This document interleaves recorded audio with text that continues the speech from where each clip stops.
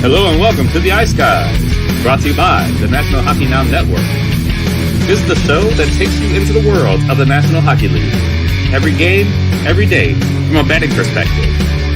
With pro sports handicappers Ian Cameron, Alex B. Smith, and various guests from the world of hockey and sports betting. And now, here's your host, Ian Cameron. Welcome to the Ice Guys, presented by National Hockey Now. Saturday, March 25th, Ian Cameron and Kevin Beach, our Saturday guest, with us again, ready to break down the Saturday slate. And they didn't give us a break on the schedule this week, Kevin. 15 games, pretty much the exact same number we had, I believe, last week, where it was, again, last Saturday, the same thing. It was all but two teams playing on the Saturday, and we've got that once again here. A massive slate, a ton of afternoon games. There's actually more, I believe, day games than night games on the slate today. There's 1, 2, 3, 4, 5, 6, 7, 8 day games, 7 night games. So if you like matinee hockey, today is your day. That is for sure.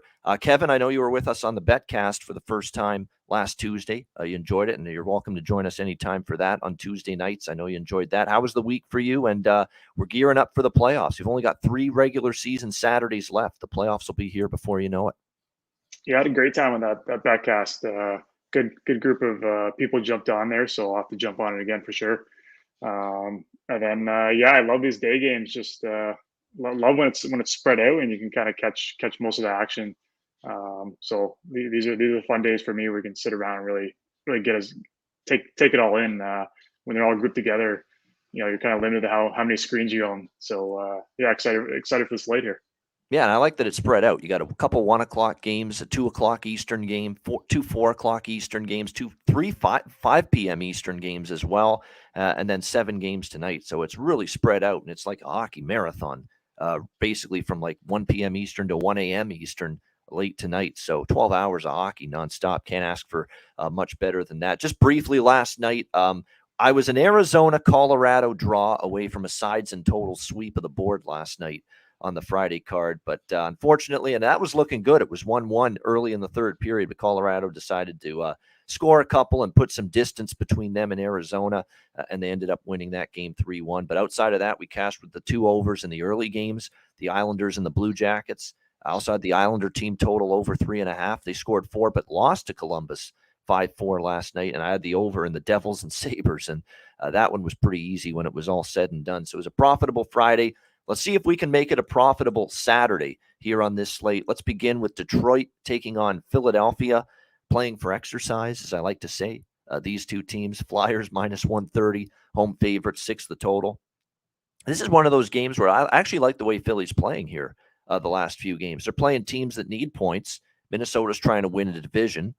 They beat them. Florida's trying to make the playoffs. Philadelphia beat them. So this Flyer team, the last couple of games, give Tortorella credit. He's gotten this team. He's put whatever inspiration he's fed into this team. They're playing with purpose right now, Philadelphia. So I give them credit. I definitely favor them here, and I would only look Philadelphia. Detroit's a team that, especially on the road, I'm not really looking to back them here. They haven't played great. They did beat St. Louis in the shootout in St. Louis, but turned around and lost to that same Blues team in the rematch 4-3. They're only 1-4 in their last 5 games, 3-7 in their last 10 games. And like I said, the Flyers here, these last 4 home games, they beat Buffalo.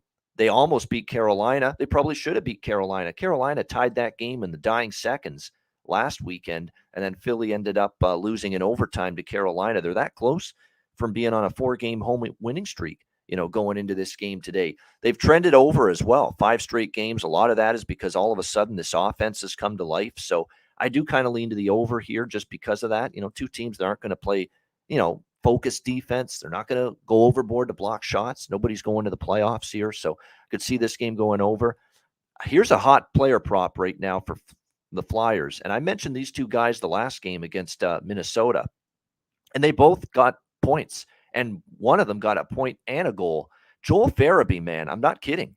Bet this guy right now to score a goal and get a point. He's on fire at the moment for the Philadelphia Flyers, and his prop pricing is very, very value-laden at the moment. So Joel Farabee has been very good offensively for the Flyers. Again, they have not really made much of an adjustment with his props. He's plus 104 to get a point. He's plus 320 at CoolBet, plus 300 at FanDuel to score a goal. This guy's on a 4-game goal scoring streak right now for the Philadelphia Flyers. It's a great prop in this early game, in my opinion. And the other person I want to mention is this kid that's just been called up, Tyson Forster, for the Flyers. He's gotten multiple points now in consecutive games, and he's plus 118 to get a point in this game this afternoon. So Forster and Farabee, on the Philadelphia Flyers side, excellent prop value, and they're heating up at the moment for Torts and the Flyers. What do you think here in this one, Kevin? Red Wings Flyers. Yeah, this Flyers offense kind of just has heated up out of nowhere. So I threw their offense, kind of their team over 2 goals into a couple of my parlays today. But just keeping it simple for me, not rocket scientists. My 2 favorite guys who are playing for, I think having the most fun playing for exercise right now are Owen Tippett and Moritz Seider. I have them on both their overs on shot totals. Owen Tippett over 2.5. Do have to pay a little bit, minus 177, but he's hit it 9 of his last 10. So keeping it pretty simple there. And then Moritz Seider, who's playing some of his best hockey this season right now, over 1.5. That's minus 182. He's 9 of his last 10 as well. So not doing anything crazy on this game for me. Just playing the value and the numbers and the odds for me, and those are the 2 guys I like on my props. Yeah, definitely. It's I'm going to have a couple small bets. First game of the day, couple small bets, nothing significant. 0.1 unit is as low as it gets for me in terms of my bankroll management. So that's $100 for me, 0.1 unit. That's all I'm going to have here on this Detroit and Philadelphia game is 0.1 unit on Philly, 0.1 unit on the over, and a few small props as well. Like I say, Forster and Farabee are the 2 that stand out to me for the Flyers in this one. All right, the other game that starts at the top of the hour at 1 p.m. Eastern, Tampa Bay and Boston. We got the Bruins minus 170, home favorites, 6 the total in this game. It's not every day, Kevin, you see the Tampa Bay Lightning plus 145, plus 150, right, as an underdog. That does not happen very often, but this team hasn't played the best hockey for about a month now, up and down. Not exactly, like I don't want to, I've used the word malaise before. I'll use it again. And I don't know if they're a team I'm looking to back today, even getting this big price. You usually would think Tampa Bay plus 150. Don't you have to jump at it? But they've lost 3 in a row.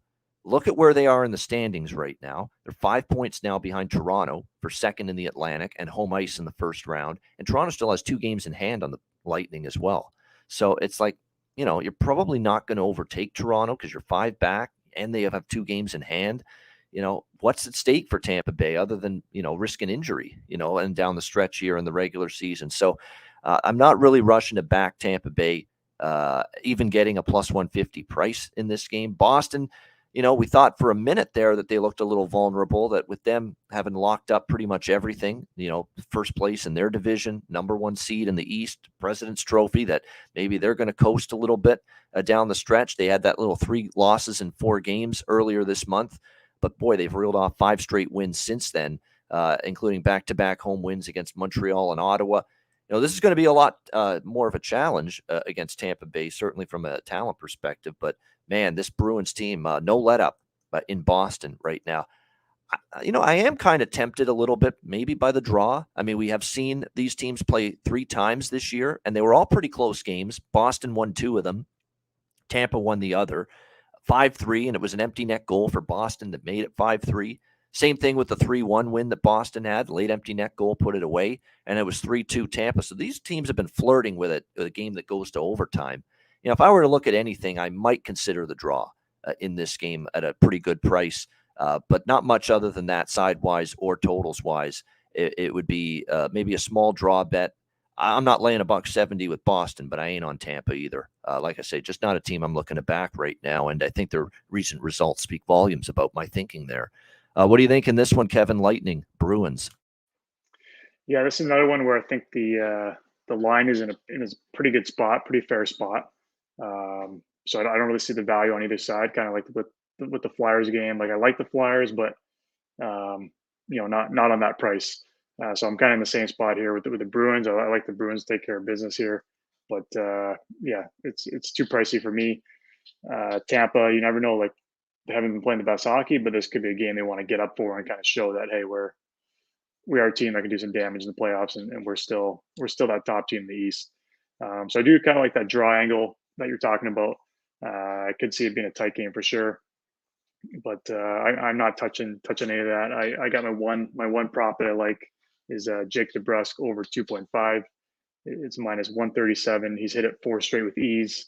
When he first came back from that injury, wasn't getting deployed a ton, but looks like he's kind of back to that same deployment early on in the season where he's getting those top power play minutes, and he's back gelling pretty well with Bergeron and Marchand there on that well, first or second line. They kind of got one and two lines going together with Pasternak on their line. But he's last 4 games he's hit it with ease, and he's kind of back in the flow of things the way he was that first half of the season. So I got DeBrusk on the over 2.5. Bit like in DeBrusk. I agree. Everything DeBrusk looks very, very solid right now in terms of player props. DeBrusk has gone over his shots in 4 straight, a goal in 4 straight. I do like everything DeBrusk today. He's been very noticeable. Like I say, over shots in 4 straight, scored a goal in 4 straight, gotten a point in 4 straight. Hard to argue with any of that. Patrice Bergeron also on a 4-game point scoring streak right now for the Boston Bruins as well. Although his, again, with some of these, they're very juiced. So you're going to have to look at some other. Actually, you know what? The Bergeron point prop's only minus 135. I'll bet that on its own. He's really stepped up his offensive game. 4 straight games with a point and only $1.35 to lay it with Patrice Bergeron to get a point in this game. So I definitely like the look of that prop as well. DeBrusk. Yeah, it's a good price. It's a good find. Yeah, it's a really good price. And even DeBrusk minus 130. So I was worried that they'd have those, point props for DeBrusk and Bergeron because they're streaking right now higher than that. They're minus 130 for DeBrusk, minus 135 for Bergeron. So you can lay those separately. You could always parlay them and get a plus price, but you can bet them on their own at still a reasonable price for both of them, Bergeron and for DeBrusk in the point prop department. No question. They've been really good. Krejci, he's only minus 112 to get a point as well in this one for the Bruins. And as someone in our chat mentions, he's been pretty solid lately for them as well. So there's a lot of good prop options here in this matchup between the Bruins and the Lightning. Let me see. Yeah, he's got a goal in 3 straight games as well, David Krejci, along with that 3-game point streak. So absolutely not a bad look. He's plus 330. If you want to take that plunge on the goal prop, it's plus 330 at some books for him to score a goal. So DeBrusk, Bergeron, Krejci. All 3 of those players are on either 3-game or 4-game goal and point streaks. Hard to pass down those props or turn down those props when you see the pricing you're getting on a lot of them as well. So it's not a bad prop game. I don't know if they'll light up the scoreboard in this game because I could see a 2-1, 3-2 game. I could see a 6-5 game with these two. So I'm not on the total, but definitely there's still some props. I mean, you're talking about great prices, Kevin, for players that are in consecutive game scoring form right now. Yeah, and then Tampa's not really doing the best job keeping the puck out of their net either. So. No, and Vasilevsky's been a part of that. I think it's fair to assume that he hasn't been nearly as sharp either. Brian Elliott got the 1 start too against Ottawa, and that was pretty rough for him. But yeah, I don't like their team defense, Kevin. I've been blunt and I've been honest all season about that blue line. I don't find it's as deep. I don't find it's as good as last year. Nick Perbix ain't Ryan McDonough, okay, on that blue line, and they lost him to Nashville, and Nick Perbix is not the same. In my opinion, and some of those other depth blue liners, I worry about that a little bit come playoff time. All right, Seattle and Nashville. This is another early start. Nashville, 1 p.m. local time in Music City. Seattle minus 130, road favorites, 6 the total in this game. These 2 teams played each other in Nashville Thursday night. This is the 2nd straight meeting in the same building. 2-1 Nashville won in a shootout on Thursday night over Seattle. Very tight checking game, low scoring game. I don't know if it's going to be that way here today. Sometimes when the 2 teams that play each other back to back, if the first game goes under, I kind of like the second game to go over and vice versa. The first game's high scoring. I typically look for the second game to be lower scoring. So I do like the over a little bit here in this game, over 6 in this one. We don't have goalies confirmed yet. Joey Decord's gotten 2 straight starts here for Seattle. And the reason for that is because obviously they've got Philip Grubauer listed as day-to-day. He's had an illness for the last few days. He was unavailable Thursday. We'll see if he's able to be back today. And Clearly, this team is soured on Martin Jones because they've given Decord here back-to-back starts. I can't blame him. Martin Jones has not been good, as we know, since the All-Star break. So going to be interesting to see if A, Grubauer's back, and B, if he's not, is it Decord for the third straight time, or are we going to see Martin Jones get an opportunity? I'll like the over even more, obviously, if it's Martin Jones. I don't have anything on the side other than I might sprinkle on the draw yet again. In fact, I probably will. I'm going to go right back to it. I cashed a ticket with the draw with Seattle, Nashville Thursday night. I'm coming right back to it here. Plus 326 is the price at Pinnacle for the draw here. Good price. Very, very competitive game, I expect. It's a huge game for Nashville, who, believe it or not, are still lurking in the wild card race. It's not helping their cause that Winnipeg keeps winning. But the fact that, Nashville is still, picking up points here and there, it's keeping them alive, at least, in the wild card race. They're still only 5 points behind Winnipeg. And more importantly, Kevin, they have 3 games in hand on the Winnipeg Jets. So this actually can be done for Nashville, but it's important they put a win on the board today.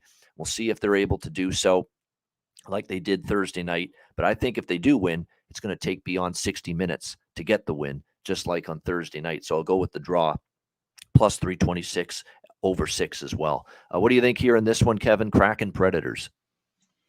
Yeah, it's amazing that Nashville's still in this playoff race and Calgary's not. Based on the moves Nashville made to, kind of unload some players there, and they're showing their hand that they're not going for it, but their players are still playing hard here. The injuries they got, Forsberg out, Yossi's been out here, and they just keep battling away here. So for me, I actually like the under. So a few times lately here, we kind of have different opinions. I just think that this Nashville offense is not high octane enough right now with the bodies in their lineup to put the puck in the net. And right now they're winning games on defense and kind of clamp things down. And with Saros playing some good goaltending, so I do like the under here. As far as my one prop of the game, I'm trying to keep it one prop per game just because it's such a big slate. I'm going back to the well, Vince Dunn on the over 1.5 shots. 6 of the last 7 he's hit it, and he's playing a ton right now. Like last game, he was at 27 minutes on the ice. He's regularly around 23, 24, 25 here this last 2 weeks. So they've bumped him up big time this stretch drive here. So I like him to get the job done on the overshots.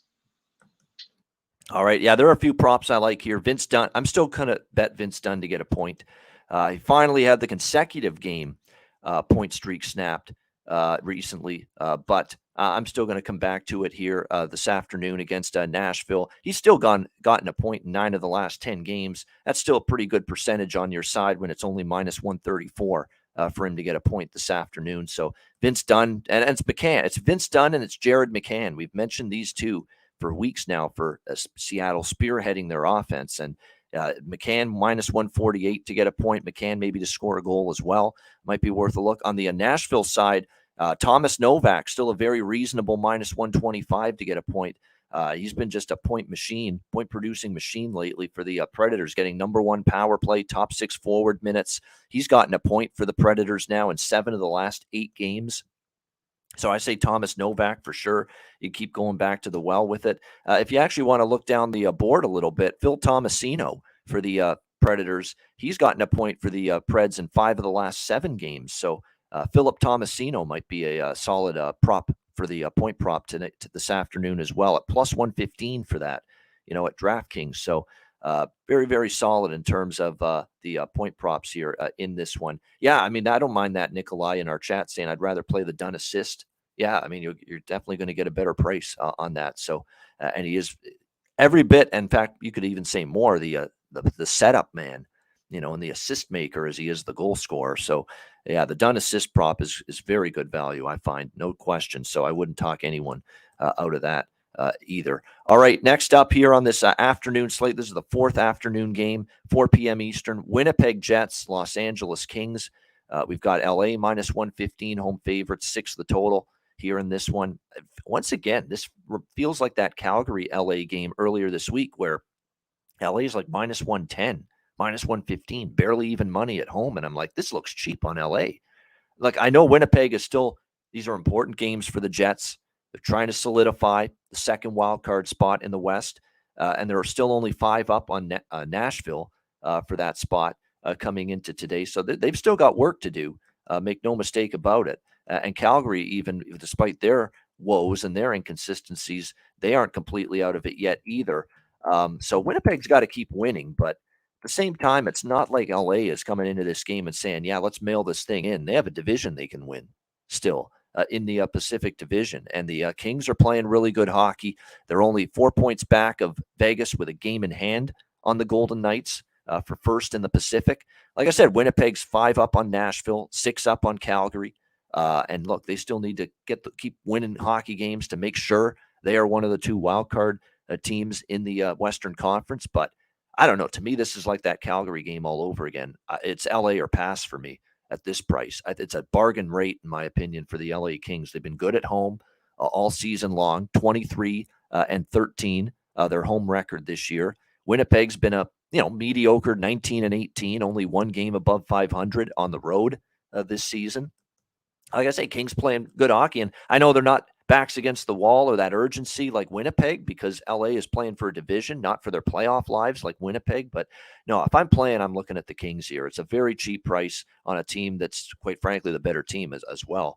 We don't have goalies confirmed, just projections right now, but we expect Connor Hellebuck once again. There's no reason to start David Riddick in any of these big games. Go with your guy, go with your workhorse, go with your bell cow, and that's Connor Hellebuck. So I'd expect him in net. Jonas Korpisalo is projected for the LA Kings. Todd McClellan's basically been going back and forth, Copley to Korpisalo, one game to the next. So it's probably Korpisalo's turn in the rotation to get a start here for the Kings. And he's been very good since joining LA in that trade before the deadline. So I haven't bet it yet. I'm just waiting for the lineups to get confirmed, but I'm pretty sure I'm going to be on the Kings here at a very cheap price. What do you think here in this one, Kevin? Jets, Kings? Yeah, I'm all over the Kings on this price. This is a price I was really surprised to see. Kings have been the better hockey team for sure. They're at home.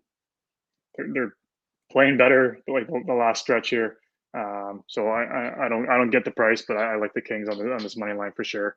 There, the prop I like here is Victor Arvidsson over 2.5. You do have to pay minus 200 for it. He's hit it 10 straight, but he's hitting it with ease. Like there's only one game, those 10, where he's had 3 shots and just got it. Other than that, he's routinely 4 over. He's thrown up 8s, 7s, 6s, 5s all in that time. So he's hitting it with ease, even though it's a lot of juice to pay, minus 200. 10 straight hitting it with ease. I see the value in it. So that's my one prop for the game. But yeah, I like the Kings here on the money line. All right, and prop wise for this game, not quite as many props on this game because it could be tight. You have 2 potentially good goaltenders in the net here, but I'm totally on board with what he's thinking with Arvidsson. We've talked about Arvidsson over his shots. 9 of the last 10, he's gone over 3.5 shots. He's averaging nearly 5, by the way, shots on goal per game during that stretch. So even at 3.5, it feels he's got a good chance to go over that number.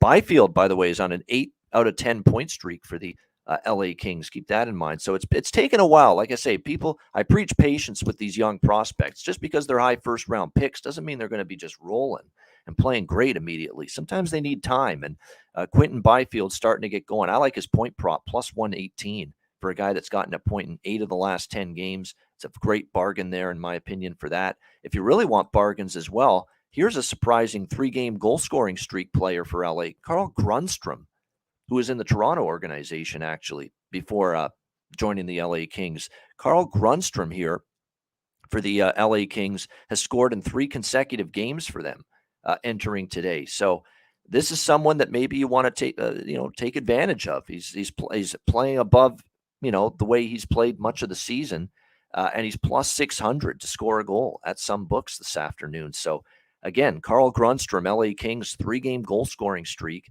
and you can get a plus 600 out there for him to score a goal in this game. Not a bad bet. Like, put a couple bucks on it, man. If it hits, you're going to notice it in your bankroll, that's for sure. And definitely a depth forward that has been stepping up offensively here in recent games for the LA Kings. All right, we move on to the next game, another afternoon affair, San Jose and Calgary. Calgary minus 300, home favorites, 6.5 being the total in this game.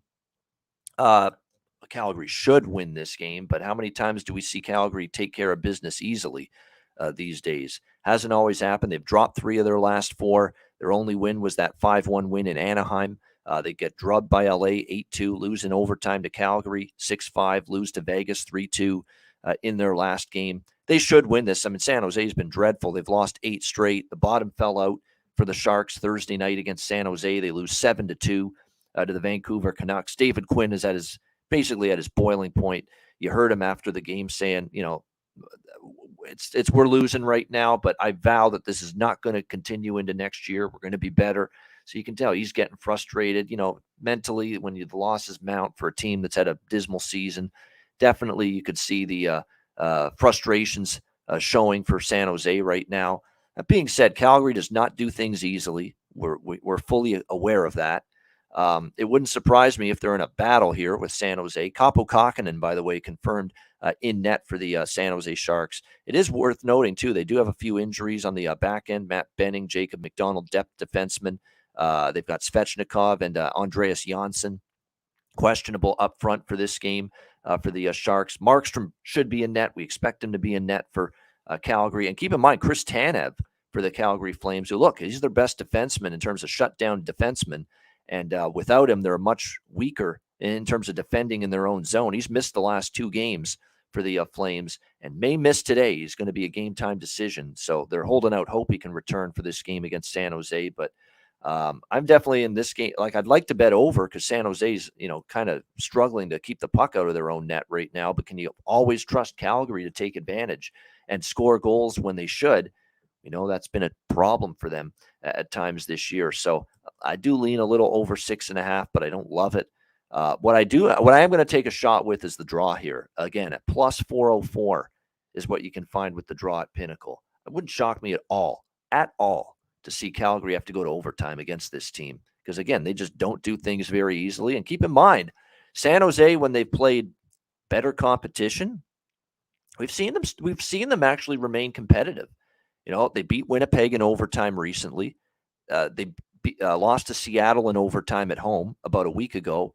Earlier this week in Edmonton, to start this road trip, they took the Oilers to overtime, and they lost 5-4 in Edmonton. So, to me, this isn't a pipe dream here that this game could go beyond regulation. In theory, it looks like a mismatch, but how many times have we said that about Calgary against inferior competition? And it's a struggle. It ends up still being a struggle for them. So the plus 404, it's a good enough price that I'm putting it in my pocket that we see a draw here, Sharks and Flames. What do you think here, Kevin? San Jose, Calgary. Yeah, there's not a chance I trust Calgary here with this price. And then San Jose, I don't like enough even with the price they're given. I don't like them to show up. So I like your angle with the draw. I haven't jumped on the draw train yet, but I like what you're doing over there. Maybe I'll watch a little more, jump into that, but no, I like that angle for you there. I'm going to stay on props here. The Flames, just even my my regulars, to Foley, Backlund, they've kind of tailed off here and been pretty spotty here the last couple of weeks. So those are guys that I trust them pretty consistently. I know no longer trusting them, even Backlund, especially with the price now you got to pay to get them. It's not worth it for me right now. So I'm actually looking at a guy on San Jose, Thomas Hertl, over 2.5. He's hit it 7 of his last 10. But really, I like the price. They're giving you plus 120. So based on that price, that's one I want to play is Thomas Hertl over 2.5, and that's my one prop and my only bet for this game. There you go. Tomas Hertl here for San Jose. Looking at props there for him is Kevin with the Sharks and the Flames.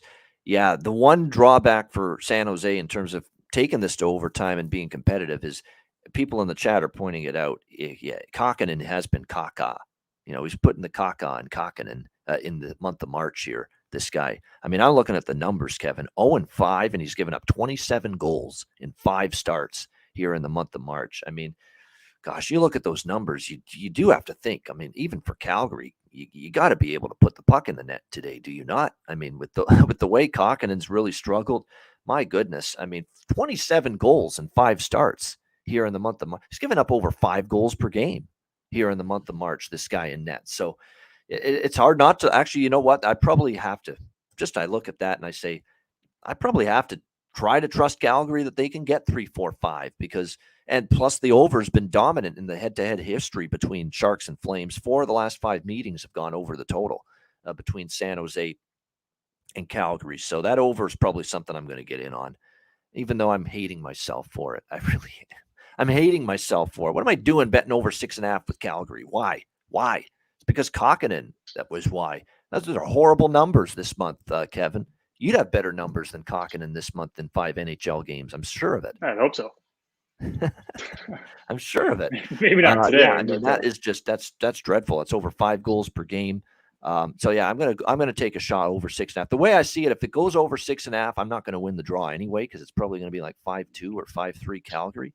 So it's a way that if the draw falls through, then Calgary's probably does pile it on offensively and win this game going away. So I can't lose both bets is the way I see it. If I bet the draw and I bet over 6.5, I don't think I'll lose both of them. Because if the draw doesn't hit, it's probably going to go over because Calgary's going to get to Kokkonen here in this game against San Jose. As far as the props go in this matchup, there are definitely a couple that stand out here. I'm not going to go too much into it, but because you never know with Calgary. But Dylan Dubé might he's had a good track record against San Jose in particular. I could see him chipping in. Huberdeau's on a 3-game point and assist streak. If you're looking at San Jose, it's got to be Barabanov and Hurdle. That's where you got to start in terms of their offensive production. Those have been the players that have been getting it done more often than not. Toffoli, though, is on a 7 out of 10 point streak. Same with Elias Lindholm for the Calgary Flames. So there's a couple of options there for props here with the Sharks and the Flames. All right, next game, also an afternoon game. New York Rangers, Florida Panthers, 5 p.m. Eastern. We've got the Florida Panthers minus 120, minus 125. Home favorites, 6.5 the total in this game. Florida, very disheartening performance on home ice against Toronto on Thursday night, losing 6-2.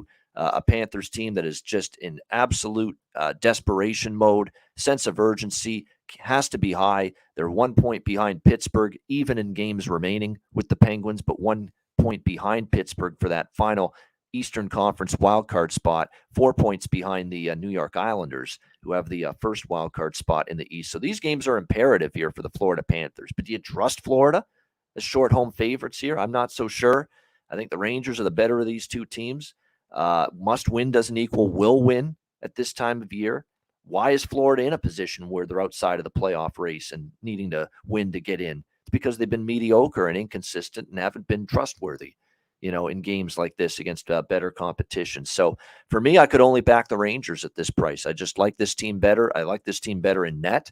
Obviously, Bobrovsky up 1 game down the next. Shesterkin should be in goal for the Rangers. What I loved about the Rangers beating Carolina the other night is they showed that even with the firepower and weaponry that they possess with Zibanejad and Kreider and Panarin and Kane and Tarasenko and all the offense they have, they can win a low-scoring, tight defensive, tight checking game like that. They showed it against Carolina. So I think that's a good sign for the New York Rangers as they head into the playoffs. You look at series history, they've won 3 straight against Florida and 4 of the last 5 meetings. So it's Rangers or nothing, and I really, really like this over. This is one of my favorite overs on the board today.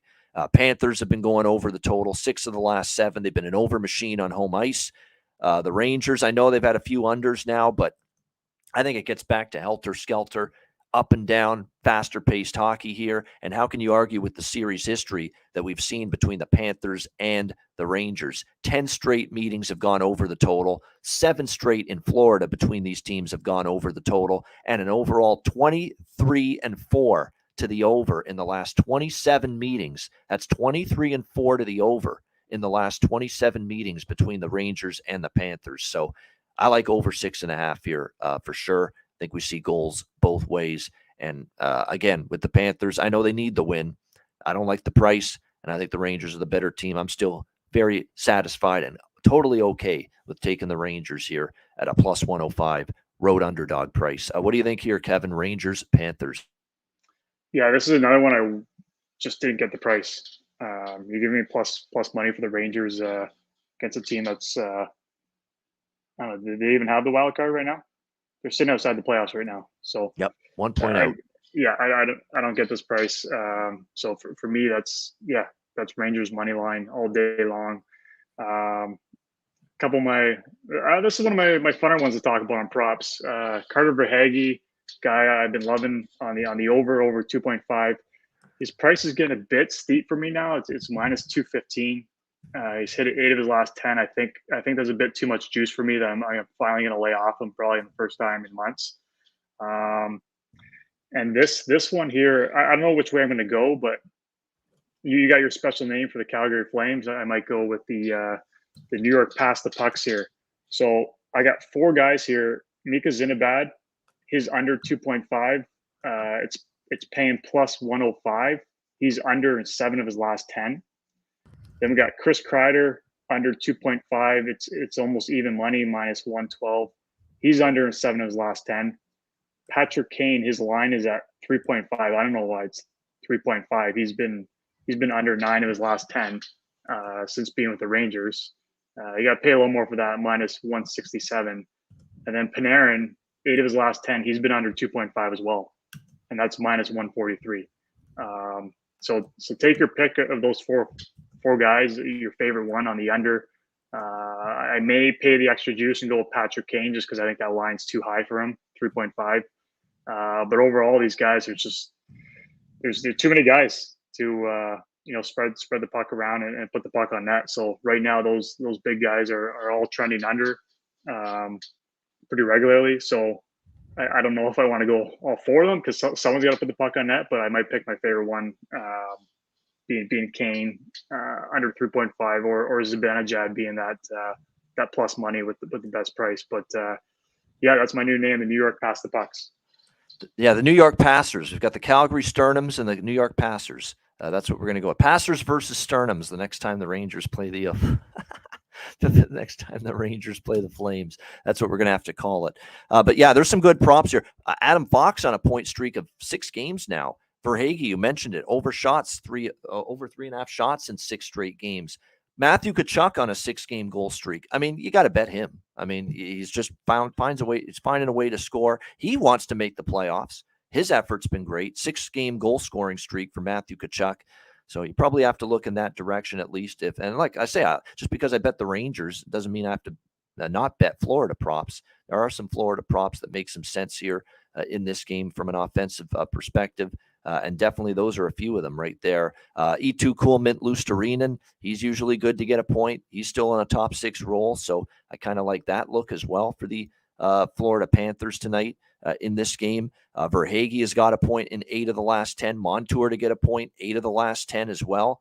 Barkov, 8 of the last 10 with an assist and as well, so he's been dishing to his teammates. And if you really want good value, sprinkle on a power play point prop for Brandon Montour on the blue line. 7 of the last 10 games, he's gotten a power play point. And again, you can get a really good plus price on that. So some good options. I think this is definitely a high event, high shots on goal type of game. So the saves prop really for both goalies might be in play here, Shesterkin and Bobrovsky, assuming that's the matchup. It hasn't been confirmed, but I do expect that's what we're going to see. Igor Shesterkin in goal for the Rangers and Sergei Bobrovsky for Florida. I do want to point out we've got Alex Nedeljkovic in net for Detroit this afternoon. He's had a tough season. Carter Hart for Philadelphia, and it's Vasilevsky and Ullmark confirmed in net for the first 2 games that are about to begin. Detroit, Philadelphia, and Tampa Bay and Boston. All right, next game on the slate, another matinee affair. Chicago Blackhawks, Minnesota Wild. Minnesota minus 340. Home favorites, 5.5 the total in this game. Certainly the Minnesota Wild looking to rebound after a tough loss against Philadelphia in a shootout in their last game. They should be able to here against Chicago. The Blackhawks, their last 2 games, they've lost 11-1 combined score against Colorado and Washington. So it's been pretty ugly, pretty rough for Chicago. The offense has totally gone silent. 5 goals in the last 4 games for this Chicago Blackhawks team. So certainly struggling to put the puck in the net. Minnesota should be able to here. I think it's a Minnesota first period puck line. That's the way I'm going to go about it here in this game. I don't mind that. This is one where I don't Chicago's just been totally blown out here the last 2 games. They've looked non-competitive. There hasn't been a whole lot of pushback for the Chicago Blackhawks in some of these recent games. So, you can get a plus price on that first period puck line with Minnesota -0.5 at plus 112 going into this game. And let's keep in mind, too, with the Wild, they scored 4 against Philly. At home, they scored 5 against Washington recently. They're capable of scoring. I don't know if I love the team total where it is. They've won 7 straight, by the way, against the Chicago Blackhawks coming into today. I just don't know if I want to bet over a team total of 4.5.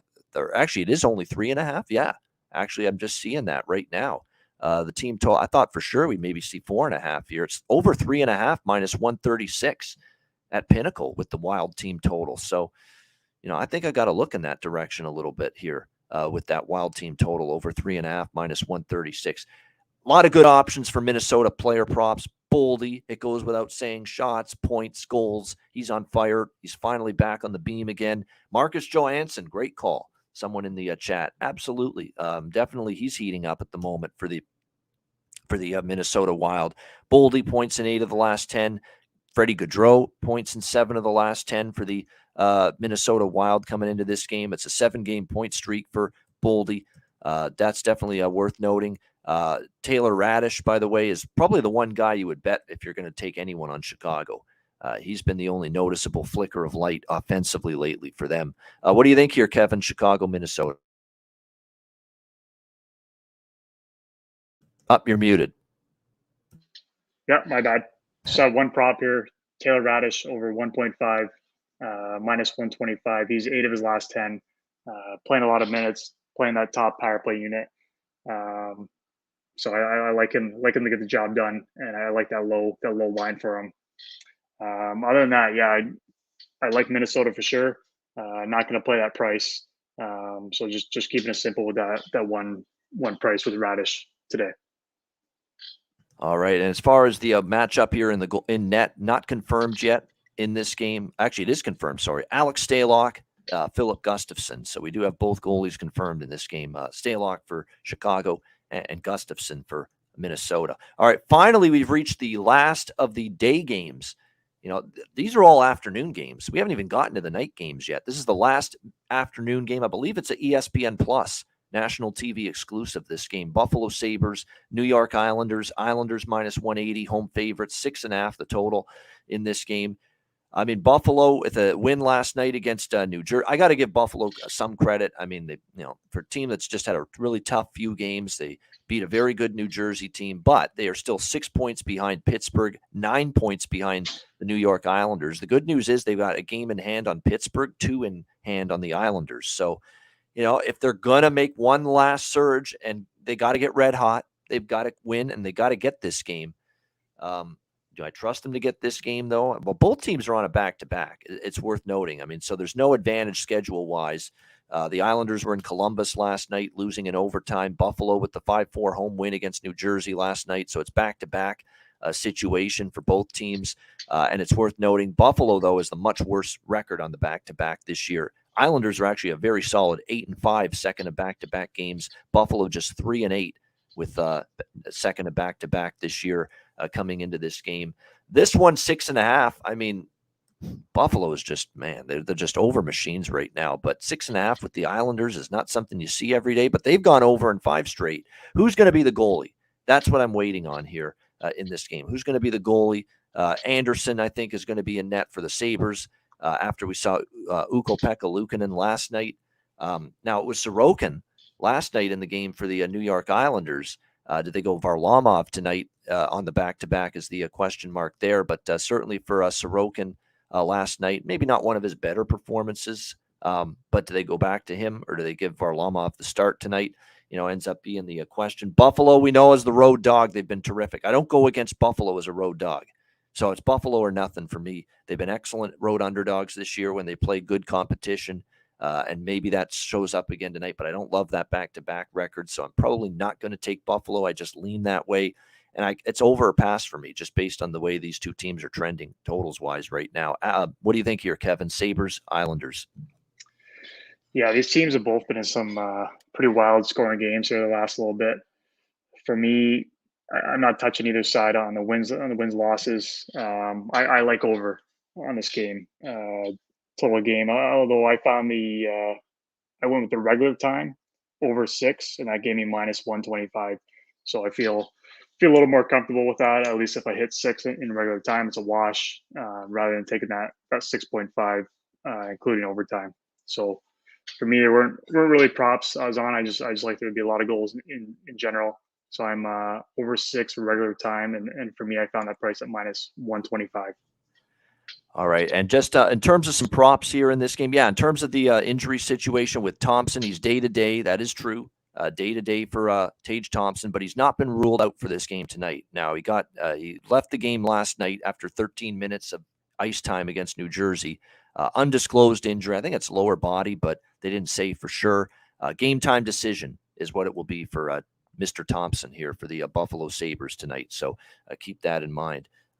Devin Levi will start. I don't think it's going to be tonight, though, in this game, or this afternoon, I should say, against the Islanders. And as far as props go, there are a few that stand out to me for this game, Sabres and Islanders. Noah Dobson on a 4-game point streak. I like that prop again. Zach Parise drinking from the fountain of youth. Holy fuck, he's still got something in the tank. 4 straight games with a goal for Zach Parise. Where did this come from? Hey, if it ain't broke, don't fix it. Ride it. He's obviously got a little something going right now for the Islanders. 4-game goal scoring streak. I've noticed he's got a little bit burst in his stride. He's going to the front of the net. He's been cashing in lately for the Islanders. So if you want to ride the wave of Zach Parise with a little late career resurgence here the last few games, you can certainly maybe go in that direction for the New York Islanders. Bo Horvat, he's gone over his shots on goal, 8 of the last 10. He's not producing, but man, he's shooting the puck. And that's all you care about with the shot prop. So over at 2.5 for Horvat, over shots on goal, still might be worth a look here in this game for the Sabres and Islanders. All right, that's the first half of the card. That's all the day games in the books. We got 7 more games left, all of them taking place tonight. And we'll get to those in just a moment. Hit the like button. 275 live viewers on YouTube right now. We appreciate you guys joining us on a Saturday. Hit the like button, and shout out to our podcast listeners as well. We'll be back with the second half of this massive monster Saturday card right after we hear from GramCo. Support for the Ice Guys is brought to you by GramCo. Whether you or your team's game is on the field, screen, racetrack, court, or the ice, GramCo is for the game. Grown by farmers who spent years developing premium hemp genetics, GramCo provides customers with consistent quality Delta-8 THC products ready for any occasion. GramCo currently offers numerous Delta-8 products, including vape cartridges, disposable vapes, pre-rolls, gummies, wake and bake coffee, and more. GramCo offers an enjoyable, legal high delivered discreetly and directly to you. GramCo is also available at many American retailers as well. You can get the best Delta-8 cannabis products on the market shipped quickly and discreetly from GramCo. And if you visit www.thegramco.com, use promo code IceGuys, you will get 20% off of every order, and any order that's on the site over $50 will be shipped free with standard shipping. So live elevated with GramCo and check out their wonderful Delta-8 products today.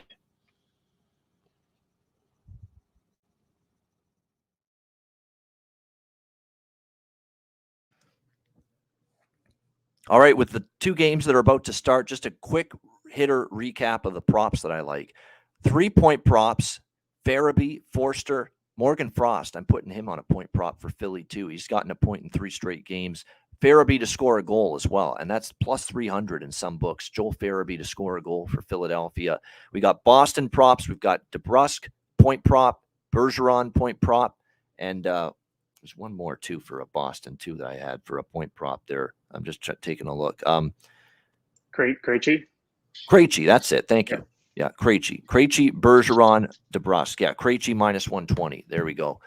So we've got all those for point props as well for the Boston Bruins here just a bit. So, and I think these are all good props because they're all streaking.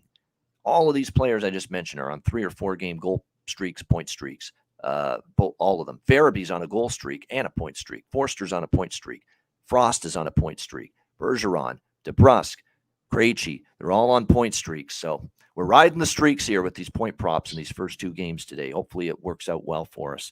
All right, hopefully this game, whatever we decide to bet, works out well. Ottawa, New Jersey, the first of the night games tonight. on the slate. New Jersey -200, home favorite, 6.5 the total in this game. Massive bit of injury news, Kevin, for Ottawa. Jacob Chikrin's out for 2 to 4 weeks, so that's unfortunate. And they're a team that's had so many injuries this year. You think of both their top goalies out, Talbot and Forsberg. You think about the fact that Josh Norris has been missing for most of the season. So it's been a really tough sledding type of run here for the Ottawa Senators in the injury department. Now Jacob Chikrin, the prized acquisition at the deadline, he's out for this game and for the next 2 to 4 weeks, probably done for the rest of the regular season, I would think, for Ottawa. So that makes things a little bit more challenging. On the back end, you're going to need more out of Jake Sanderson, Thomas Chabot. These guys have played their guts out all season, but now, you're asking for even more of them. Artem Zub's going to have to step his game up on a top pair with Sanderson. Hamonic now moves up to play with Chabot, Brandstrom, Holden. Can that group hang in there now? Now with Chikrin out moving forward, that's going to end up being the question. Really unfortunate news, though, for Chikrin. Ottawa's playing hard, though. I mean, don't tell them they're out. They're playing with that effort. They have the rest advantage, too. Remember, they played at home against Tampa Thursday, and they catch New Jersey now coming back home after a back-to-back. They were in Buffalo last night. I don't think it's crazy to sprinkle on Ottawa, quite honestly, in this game. Plus 170. I like the way they've played this week. They beat Pittsburgh.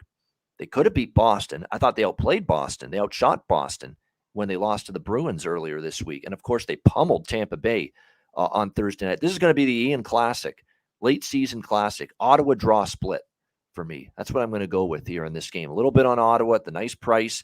They need the 2 points way more than New Jersey does. Not the way more, but they're the more urgent team in terms of needing the 2 points compared to the Devils. You can get plus 175 with Ottawa with the full game money line, and the draw is at plus 382 at Pinnacle. So there we go. We're going to go with an Ottawa draw split in this game. What do you think here in this one, Kevin? Senators, Devils. Yeah, I'm going to take the Senators here on the money line. I like the price. I think the last handful of games they've been the team actually playing better hockey. They've been playing good teams. They've either they've won a couple. They beat Pittsburgh. They beat Tampa. I mean, Tampa hasn't been the best, but and they've been competitive against Boston, Toronto, and the Avalanche, all in 1-goal games. So I think they're the team playing a little better right now. New Jersey has been little sloppy lately, kind of dropping some games. Their defense hasn't been the best. So yeah, this is a price I like, and I'm willing to put a bit on the Senators here and see what happens. But just the price. Just playing the price here. So I got Sens on the money line. Yeah, it was Akira Schmid, by the way, who got the start last night because it was the front end of the back-to-back for the Devils. He got pulled, and Vanacek had to take over. I assume Vanacek's going to start here tonight. This was probably the game he was going to start all along this weekend. So I'd assume Vanacek will be in for New Jersey in this game. Who's going to be in for Ottawa? Mamad Sogard, I assume. They've committed to this kid in net. Dylan Ferguson was going through an illness. He had that incredible game. He gets called up. He plays the game of his life against Pittsburgh. He was incredible in that hockey game, Dylan Ferguson. Then he gets ill right after the game, and he's been unavailable the last 2 games.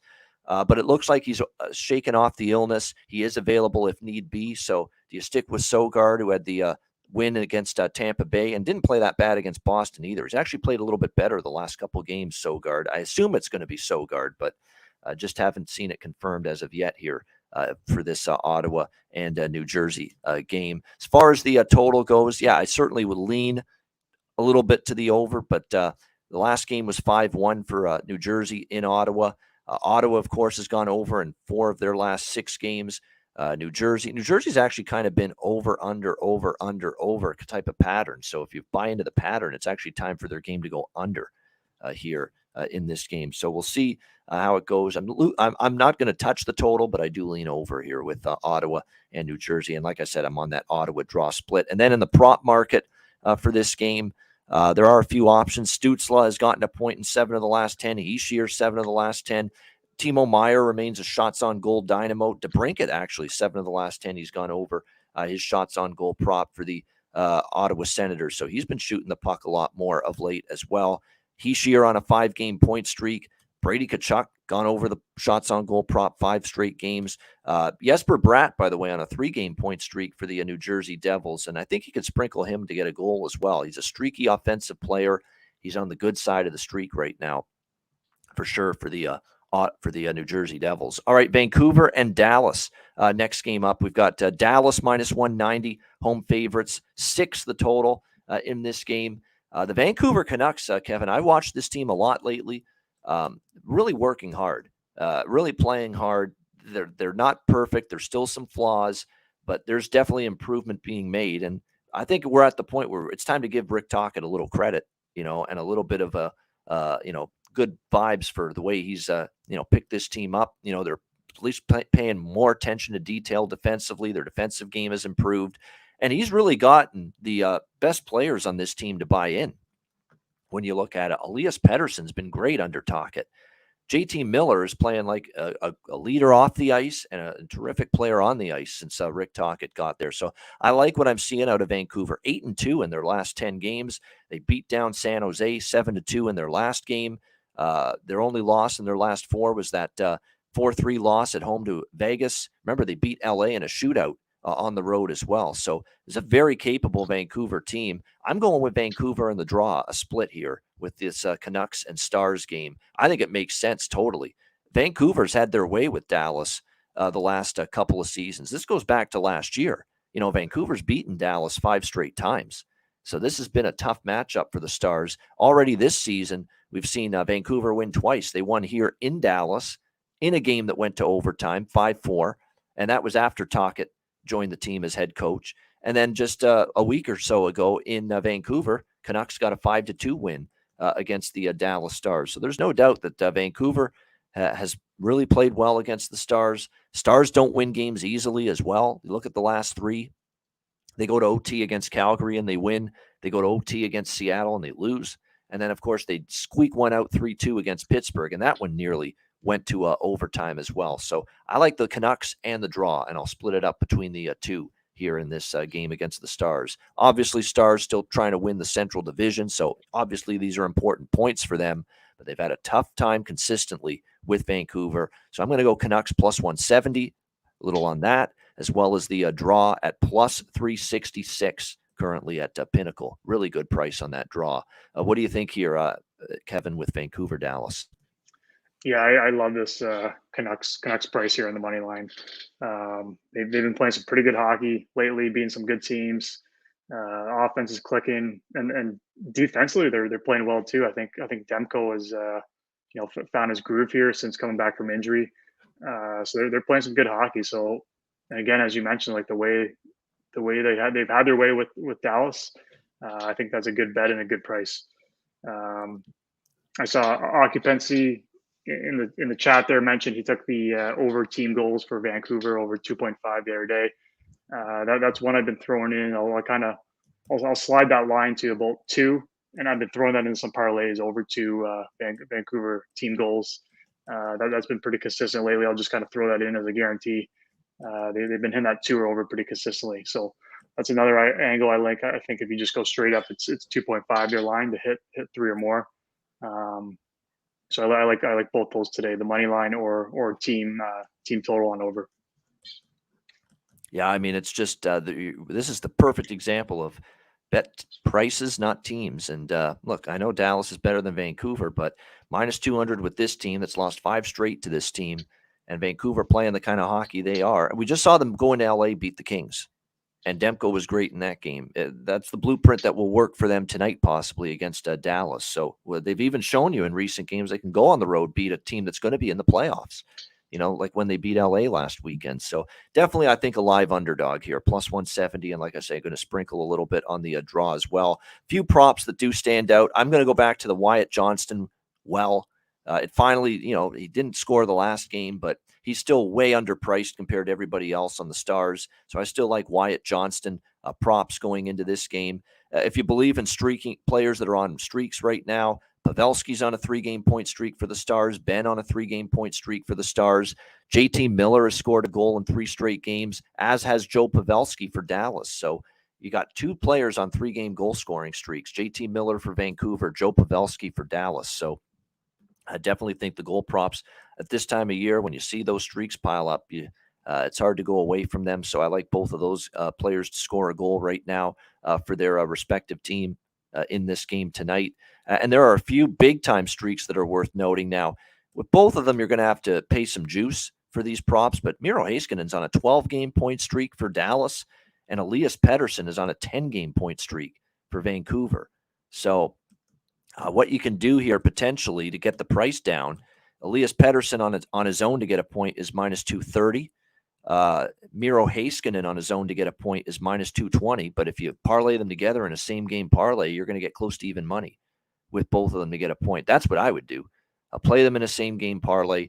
Pettersson point, Heiskanen point, Pettersson on a 10-game point streak, Heiskanen on a 12-game point streak. That's the way you go about it. And, you've got 10-game and 12-game streaks on your side. All streaks are going to come to an end, obviously, at some point, but you just hope it's not tonight. But that's the way I would go about it with those two players if you don't want to lay the minus 230. I mean, Kevin sometimes lays big prices, but even for you, minus 230 on a point prop seems a little rich, right? That's pretty rich, yeah. Yeah, pretty rich. So the parlay option is definitely the way to go if you're going to get involved with that. All right, another good game here coming up. Toronto and Carolina. We've got the Hurricanes minus 145, home favorites, 6 the total in this game. Toronto bouncing back after a bad game against the Islanders. They beat Florida 6-2. Really good game by Toronto, but I think some of that was Florida's just so erratic and so bloody inconsistent that I think some of that is attributed to Toronto's win. This will be tougher because Toronto just beat Carolina recently. It was on St. Patrick's Day, not last Friday, but the previous Friday in Toronto, and the Leafs had their way with the Hurricanes, actually. I think they won 5-2, so a little bit of a short turnaround revenge situation here for the Hurricanes tonight in this game, and they're coming off a 2-1 loss at home to the New York Rangers. They split those two games against New York, home and home, earlier in the week.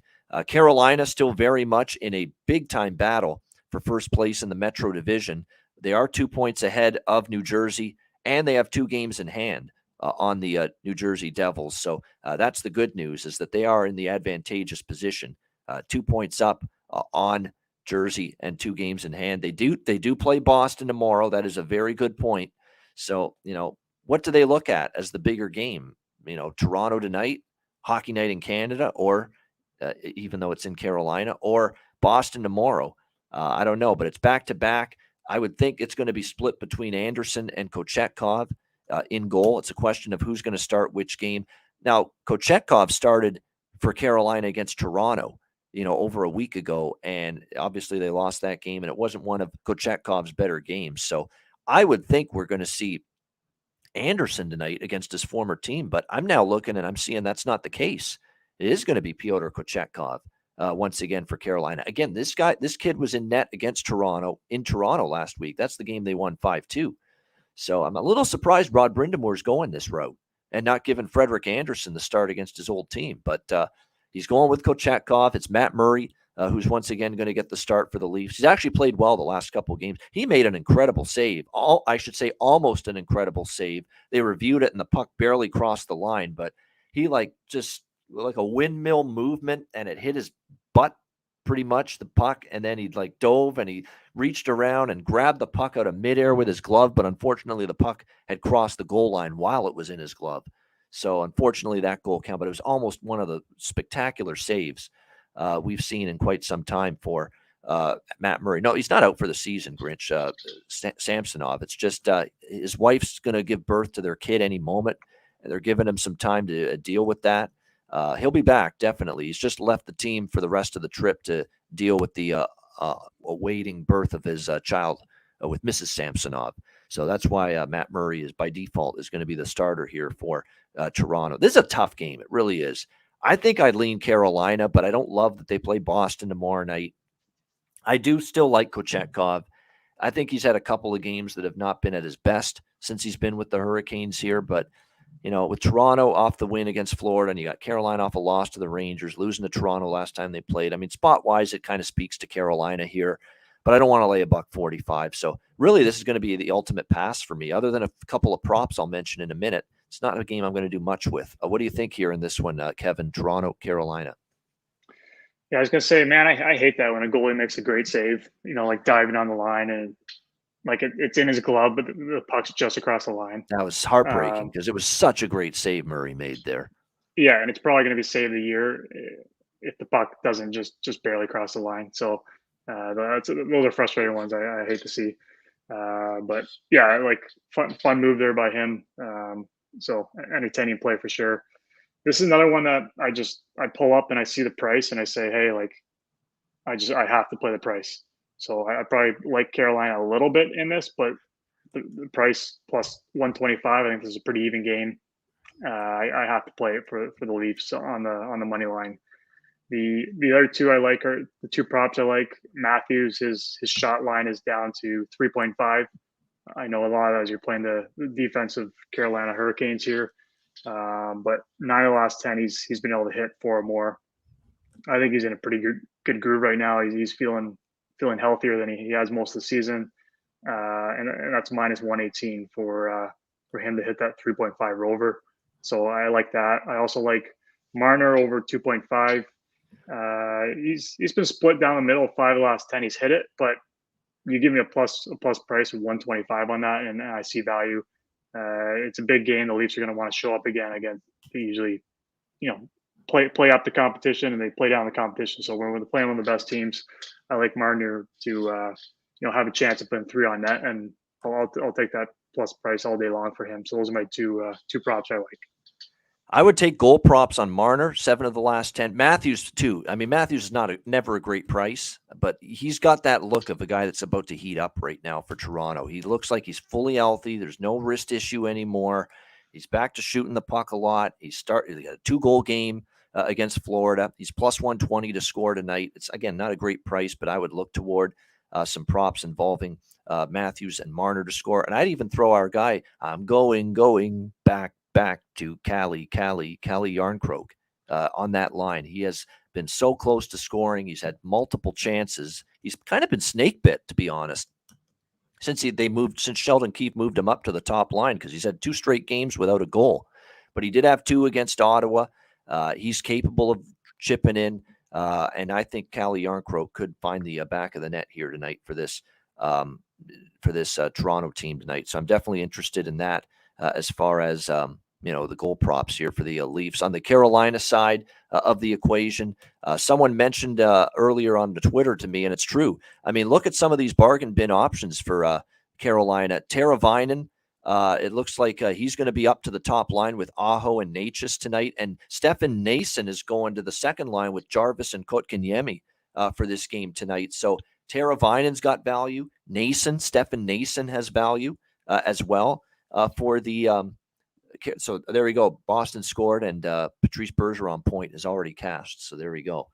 One of our props in the win column already there. So, good stuff there. So in this game, more of a prop game for me. Matthews, Marner, Yarncroke, goal props. I think I'd look at some kind of goal and or point prop for Teravainen because he's moving up to the top line, and same with Stefan Noesen for the Carolina Hurricanes as he's moving up to the second line for them tonight in this game against the Toronto Maple Leafs. Let me just see, because I think Noesen actually has been one of those undervalued players. Yeah, he's moving up to the second line now, but even before that, he had 3 points in the last 5 games for Carolina. So, yeah, that's a good undervalued prop right there, is Stefan Noesen for Carolina to go with Teravainen moving up the lineup.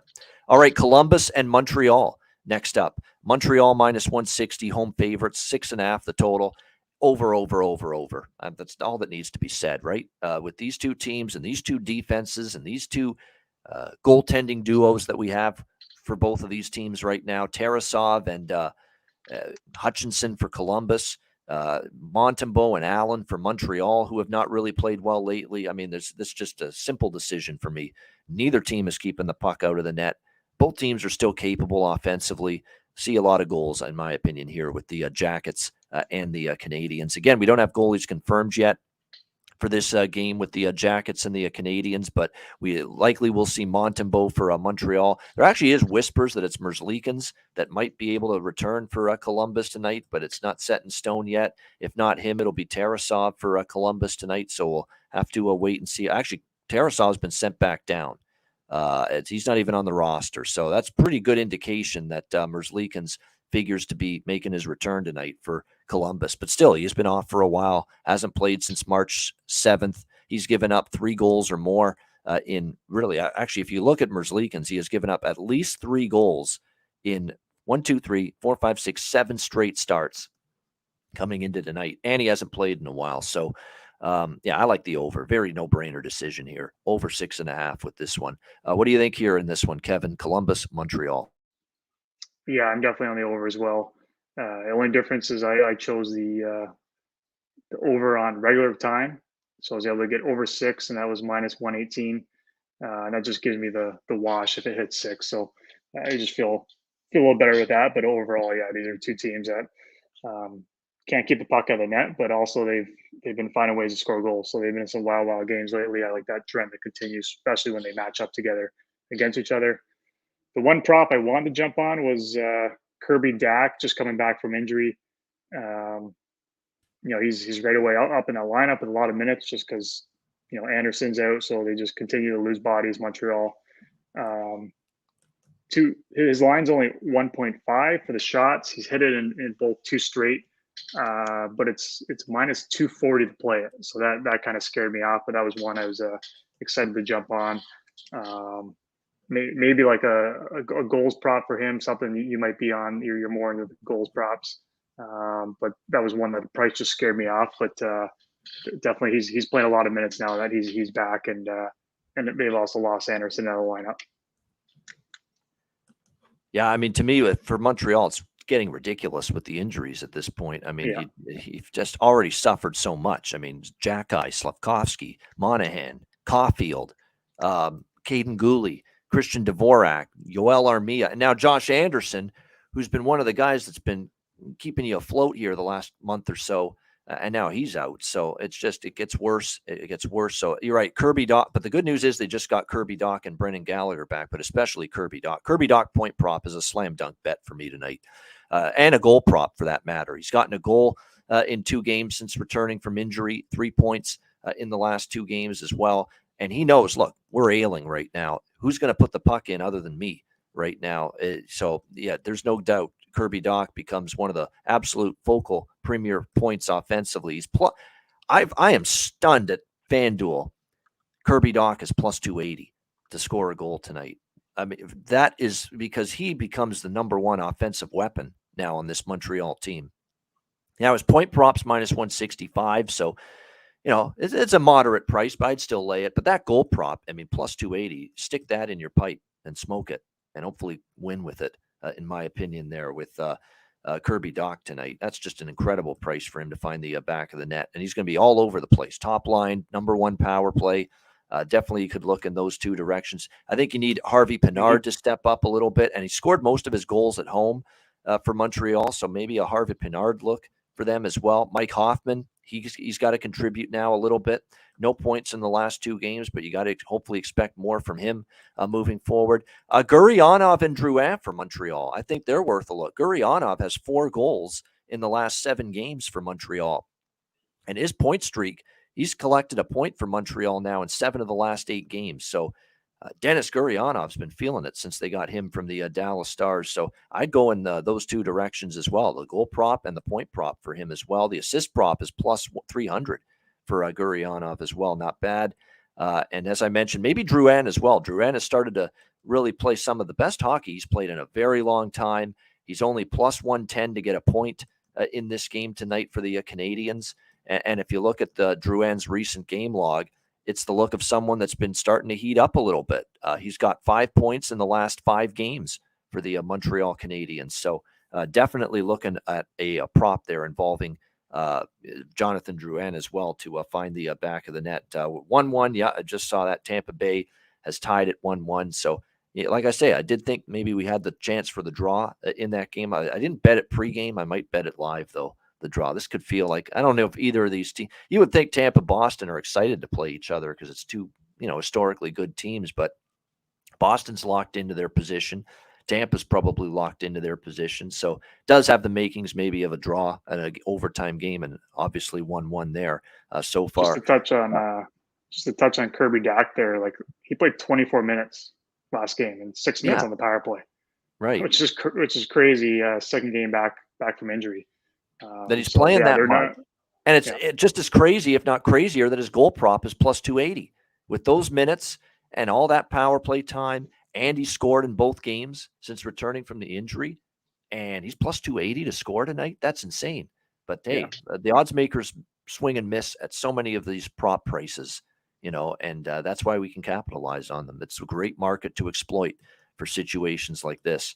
All right, next game is the ABC game, nationally televised tonight. Washington Capitals, Pittsburgh Penguins with Sean McDonough, Ray Ferraro, and Emily Kaplan on ABC. Pittsburgh minus 135, home favorite, 6.5 the total in this one. I mean, I've bitched about this all week on the show. Pittsburgh's getting too many national TV games. This is not the Penguins of 10 years ago. Let's diversify our portfolio a little bit.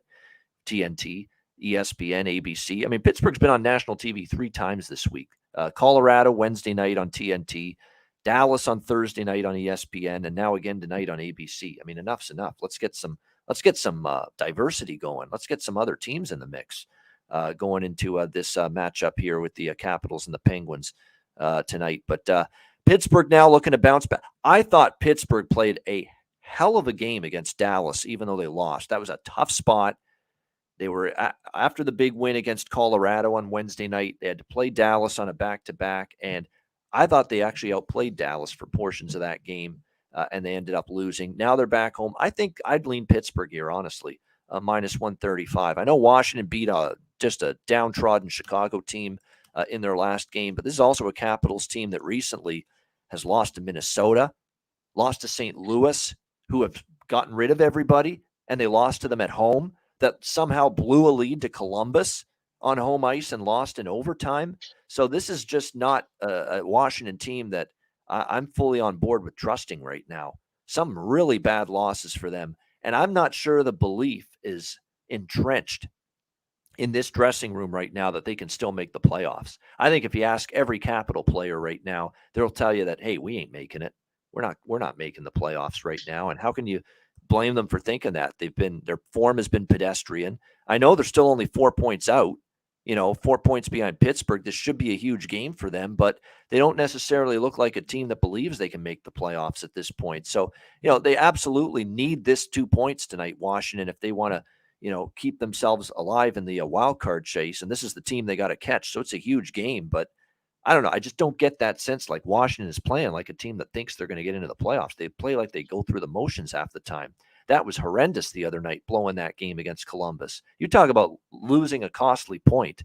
That point could prove costly for Washington. So I haven't bet it yet, but I'm definitely leaning to the Penguins side here, minus 135 in this game. It looks like in the goaltending matchup tonight, it's Casey DeSmith for the Penguins. And I don't mind Casey DeSmith in net. In fact, you could argue he's been better than Tristan Jarry lately for the Penguins. He'll be in net for Pittsburgh.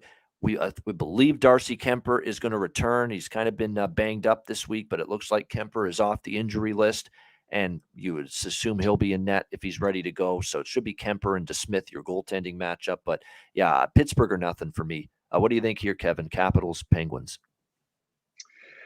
Yeah, this is one. I don't know if I was drunk this morning or what, but I had written down Capitals money line was actually at plus 195. I assume it hasn't moved that much in an hour or two. 190. You must mean in regulation 195. That might have been regulation that I was looking at. Yeah, definitely. But I expect the boost here. I would bet Washington at plus 190, by the way, in this game if they were plus 190, but no, not at plus 115. Yep. No, I tried this ginger shot for the first time this morning, and that messed me up more than any alcoholic shot I've ever had before. I did not feel right for a little bit, so I think I was looking at that line right after that. So I guess your drinking tendencies very much differ from mine. It sounds like, yeah. a little bit, yeah. Just a little. Yeah, but I expect a boost in this offense with John Carlson back in the lineup. So I feel his team to get a little boost. Plus 115, yeah. I don't know if it's enough. I want to play against Pittsburgh, a team that's super desperate here. But I do like this boost in the offense. I feel like they're gonna just a morale, just having Carlson back there, manning that power play unit again. So I'm going to play his prop for anytime point is -118, and I feel pretty good about that. The other one I may look at is just even the team goals over for Washington. I'd have to take a look to see exactly what it is here. Regular time over 3. I don't know. I might slide that to 2.5. It's -150. But I expect a boost with this Capitals team, their offense here this next little bit. My one prop I like is John Carlson, anytime point -118. Yeah, I think this is a night where the two all stalwarts on each side have you come to the forefront. Ovechkin's been on a nice little streak with goals and points lately. I'd go in those directions. Crosby, same thing. Crosby's really picked up his game. I think Crosby, point goal prop, shots on goal prop. Jason Zucker, always I'm interested in with Pittsburgh over shots on goal. He's trending over his shots lately. Goal prop, point prop for him, no question. And also for Washington, Dylan Strome. The point prop keeps cashing for him. Dylan Strome to get a point. I'm back on that with the Capitals. I'm off the Rasmus Sandin trade, though. Why? Because you mentioned it. John Carlson's back. John Carlson comes back last game. All of a sudden, no points for Sandin and a huge reduction in 5-on-5 and power play minutes as well. So we enjoyed the Rasmus Sandin props while they lasted, but now with John Carlson back, he becomes the focal point again, running that power play for the Washington Capitals. So I did have one more as well. Now that I'm coming down from that ginger shot, Jake Guentzel, his line is up to 3.5. I prefer it when it's obviously down at 2.5, but he's still 6 of 10. He's hit over that number, and it's paying plus 120. So that price I like a lot of that number. So I'll throw that prop in there as well.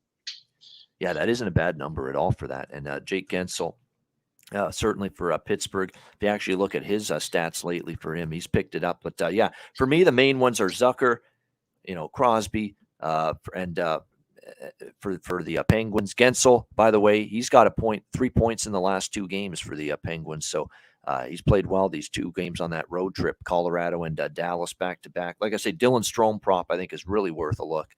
He has been just that point producing machine, and again, he's not getting priced like it, unlike other players like Ovechkin and Oshie. You get a little bit of a better price for Dylan Strome with his point props. He is on a terrific streak. He's gotten a point for the Washington Capitals. My goodness. 1, 2, 3, 4, 5, 6, 7, 8, 9 of the last 10 games with a point for Dylan Strome coming into tonight for the Washington Capitals. All right, we got 2 games left, the 2 late games tonight on this Saturday night slate. Vegas and Edmonton. Definitely one of the better games of the entire day. Edmonton -190, home favorites, 6.5, 7 the total, depending on where you look in this one. This is going to be one where maybe a live over if I let the line drop a little bit. Although, to be honest with you, Vegas, they're not going to want to fly up and down and trade chances with the Edmonton Oilers here in this game. We'll see who is going to be in between the pipes. They do have Logan Thompson back, of course. Well, he was back, and then he got injured again for the Vegas Golden Knights, and it looks like he's returned to Vegas. So there you go. He won't be in tonight, so it's probably going to be quick time for the Vegas Golden Knights. Jonathan Quick in net for the Golden Knights tonight. Nothing projected or confirmed yet for Edmonton, but you'd assume it's the guy that's pretty much taken over the number 1 role for the Oilers in net, and that's our guy, Stuart Skinner, in net for the Edmonton Oilers. So I would expect he will be in between the pipes for Edmonton. And of course, we know this Vegas team's a little short-handed. We talked about this yesterday on the show. Thompson out, so it's quick time. Riley Smith, who is on that incredible point streak for the Golden Knights, he's out. Alec Martinez has left the team for personal reasons. Keegan Colasar day-to-day. Will Carrier day-to-day for this team. The good news is they got Nicholas Waugh back, and that's what I like here. There's a couple goal props under the radar for the Golden Knights that I really like tonight. Pavel Dorofeev has been very good for the Golden Knights. I would look toward his goal prop tonight in this game for Vegas. And the other one is Nick Waugh, who scored in his first game back for the Golden Knights against Calgary on Thursday night. And you can get great prices. Nick Waugh is plus 380 at PointsBet to score a goal tonight. And even with the young Russian, Pavel Dorofeev, still get good prices there, plus 380 as well for him to find the back of the net tonight for Vegas. So a couple of good props there on the Edmonton side of things. They've just been phenomenal, offensively of late, and especially now that Evander Kane is back and starting to get, in some kind of groove once again for the Edmonton Oilers. So this is a game where I'm passing the side. It's Edmonton's just a little too pricey for me to back them, but they've won 5 in a row. They've found ways to win. But the last 2 games have gone to overtime, and we've seen Vegas 2 games in a row on this road trip have been 1-goal games. So this is a little draw sprinkle for me here when it comes to Vegas and Edmonton tonight. I'm going to go with that draw, plus 380 for Vegas and Edmonton. Also going to look at a live, over at some point in this game. We'll determine when that is. As far as props on the Edmonton side, I still think Nick Bjugstad and Warren Foegele and that third line have been, noticeable, getting chances. I think you could maybe look at some bargain props for those guys. I mean, Nugent Hopkins has been sensational in the last 6 games, 6-game point streak, and he has 10 points in those 6 games. I mean, what a season, what a bounce back season Ryan Nugent Hopkins is having. I like Evan Bouchard to get a point as well, because again, with Tyson Barrie traded, Evan Bouchard now becomes the main number 1 offensive-minded defenseman that this team has, plays on the number 1 power play now as well. So Evan Bouchard, I think, undervalued, and he has 5 points in the last 6 games from the blue line for the Edmonton Oilers entering tonight. What do you think in this one, Kevin? A great matchup here in the late night hours tonight, Vegas, Edmonton. Yeah, it's funny. Whenever I don't like a price on the money line, like I like Edmonton, but it's just too high of a price to pay. That's when you're always on the draw. It's all those games. Whenever I'm sitting there going, yeah, I think this team's going to win. 2 in a row have gone to overtime for Edmonton, and like I say, the 2 Vegas road trip games earlier this week were 1-goal games. They were that close to going to overtime. So it's live, I think, tonight. The draw. Yeah, so like whenever I see that, I'm like, I don't like the price. I'm not going to play it. You're always on the draw. It's kind of like my spidey senses are going off. It's tingling, but I'm just not. I'm not on the draws yet. I'm not playing the draws yet like you guys, but it's there. The senses are kind of, it's tingling for sure. For me, I like one prop, and it's Evander Kane under 3.5. You got to pay minus 143 to get it. 7 games since coming back from his injury, has not hit over it once, and he's not getting used a lot on that power play. So Zach Hyman has got a lock right now on that top power play unit. Past year that's usually where Kane was getting thrown in that spot in front of the net, but Hyman's got a lock on it, and Kane usually gets thrown in for about a minute a game, and that's about it here. So since coming back from injury, has not been over that number once. And as long as he's not getting that top power play unit, I mean, that second unit doesn't get out for much. I like Kane to stay under that number. So I got Evander Kane under 3.5. There you go. Evander Kane under 3.5 shots. Keep in mind that laceration incident in Tampa. It's not easy to come back from that. So, it's going to take a little bit of time probably to get him back fully integrated and in rhythm, in the flow of things. For this Oilers team. That's why it's good you have Leon Draisaitl, Connor McDavid, Zach Hyman, a red-hot Nugent Hopkins, a little bit more depth now with Bjugstad there. Certainly got a lot more options now offensively. So Evander Kane can definitely take his time to work his way back into form with everybody else that's playing at a high level offensively right now for Edmonton. All right, final game of this huge card. I mean, my head's spinning. We've been talking so many games here. St. Louis and Anaheim, the Blues minus 155 road favorites, 6.5 the total in this one. This is one of your classic late season over or pass for me from the totals perspective. I don't expect much defense. I mean, I don't expect, great effort at that end of the ice. St. Louis, is still, I think, capable of scoring goals. Jacob Vrana, of course, who let me down going back to Detroit. I thought he'd make way more of an impact than he did in that game. So I'm a little ticked off at Jacob Vrana, but he's still been pretty good overall for the Blues in recent games. So still his props might be worth a look here in this matchup between the Blues and the Ducks here tonight. But it's pretty much the only thing I'm interested in. It's not a game I'm looking at a ton of props in either, because you just see so much uncertainty. Maybe you look at I'm going way back in time with that. Kasperi Kapanen for the St. Louis Blues. You maybe look toward him maybe as a bargain bin option, because Kasperi Kapanen's been noticeable here for the Blues. He's gotten 3 points in 4 games, 2 goals. Sammy Blais, I mean, let's talk about him a little bit. 4 points in the last 4 games for the Blues. They got him back from the Rangers at the deadline, and Sammy Blais has made a little bit of an impact offensively here for the St. Louis Blues. So there's a couple of props I would look at here in this game. But again, you got 2 teams that are just playing for exercise. Blues have won 3 of the last 4, so they've definitely been in better form than the Ducks. I'd probably have to lean a little bit, believe it or not, to St. Louis, but I just don't want to lay minus 155 on the road with a bad team against an even worse team. You know, it's still a bad team that you're laying minus 155 with right now. So maybe the over, and a couple props. That's about it, though. What do you think here in this one, Kevin? Final game on the slate, Blues, Ducks. Yeah, I took a pass in this one too. It was like, this is such an ugly game. There's nothing really. I lean the Blues as well, but just not a price I like.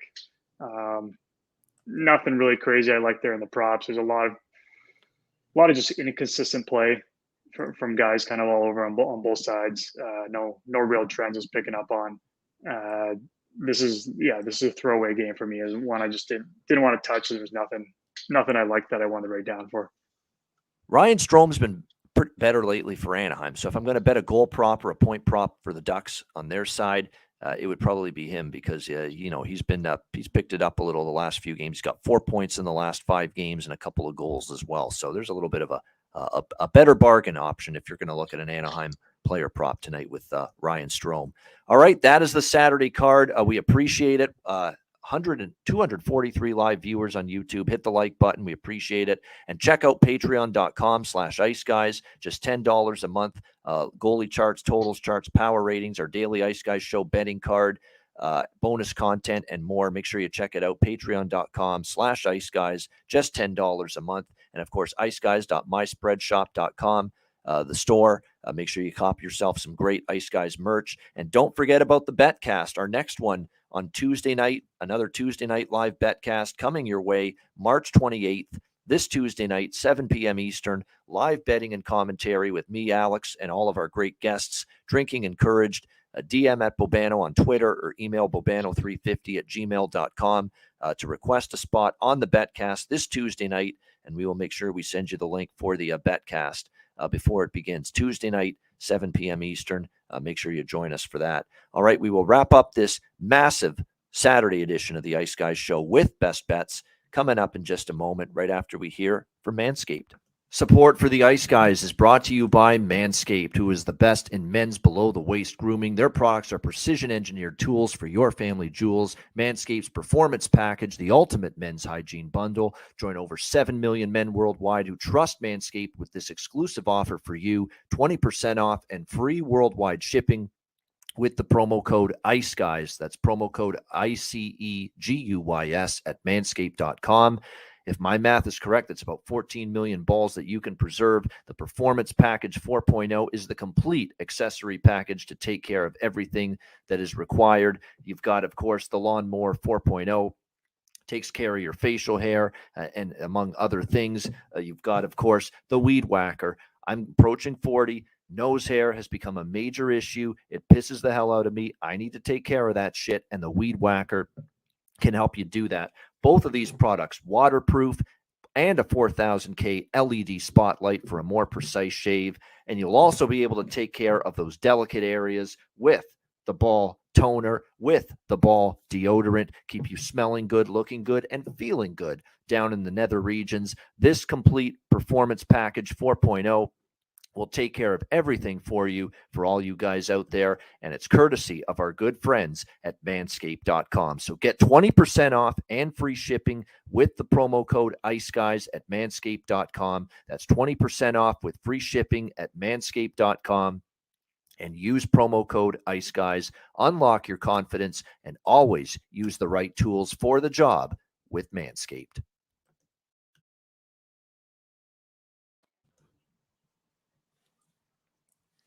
All right, we are back and ready to wrap up the show with Best Bets. Before we do, Alex B. Smith, who is actually, he's feeling fine. He's okay. I think he's in the chat watching the show.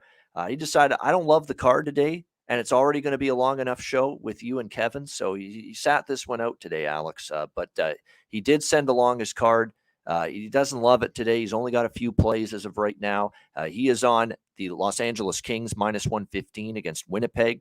He's on the Seattle-Nashville draw, which I am as well. And, of course, that game is about to start pretty soon.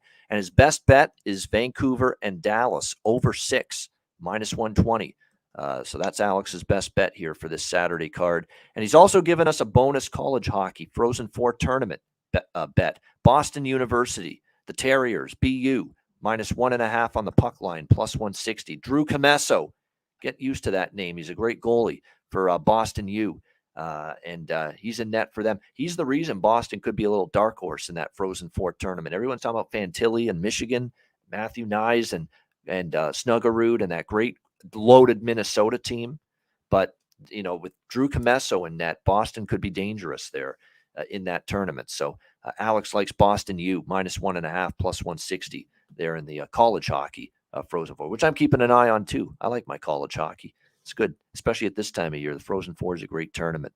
All right, best bets to wrap it up. We'll start with our Saturday Ice Guys guest, Kevin Beach. What do you like here for best bet? Yeah, I'm going one of my unders here. Patrick Kane, under 3.5. Got to pay a little bit to get it, -167. 9 of the last 10 he's been under. And he only has 3 shots in his last 3 games. I'm looking at his last 5 games. He's well under this 3.5 mark. He has 2, 2, 0, 2, 1. So he's just too busy passing to his friends. And he's not playing a ton of minutes. He's like the last little bit, he hasn't been over 18 minutes in the last handful of games. When they first kind of picked him up, they were playing him over 20 minutes. And it seems like they're trying to balance out the ice time for these guys. But he's just having too much fun passing the puck around the guys. And he's in Chicago. He had to shoot the puck because he's the only guy there. But right now he's having too much fun passing the puck. So my best bet is Patrick Kane under 3.5. Under 3.5, product of, a lot of weapons around him. Don't need to shoot all the time. I can give it to Tarasenko. I can give it, to whoever's on my line. And certainly we're seeing evidence of that. So New York Rangers, Patrick Kane, under 3.5 shots on goal for Kevin Beach and his best bet. My best bet, I'm not overthinking this one. This is the clear best bet to me. Neither team can keep the puck out of the net. Columbus, Montreal, over 6.5, -115. I think we see a bunch of goals in La Belle Provence tonight. Blue Jackets, Canadiens, over 6.5. My best bet for this Saturday card. That'll wrap up this edition of the Ice Guys. Thanks to everyone in the chat for joining us. Hit the like button on the way out. A reminder, the Ice Guys is live 7 days a week, Monday to Friday, 2 p.m. Eastern, Saturday and Sunday, noon Eastern. If you can't watch the show live, download the Ice Guys podcast in audio form on all major podcast platforms: Google Podcasts, Apple Podcasts, Spotify, Stitcher, iHeartRadio, Amazon Music, and more. Download the Ice Guys podcast when you can't watch the show live. For our Saturday guest, does a great job every Saturday, Kevin Beach. Me and Cameron have a great Saturday. Enjoy the games and good luck. A huge NHL card. Cash those tickets, and we will see you again tomorrow on Sunday at noon Eastern for another edition of the Ice Guys presented by National Hockey Now.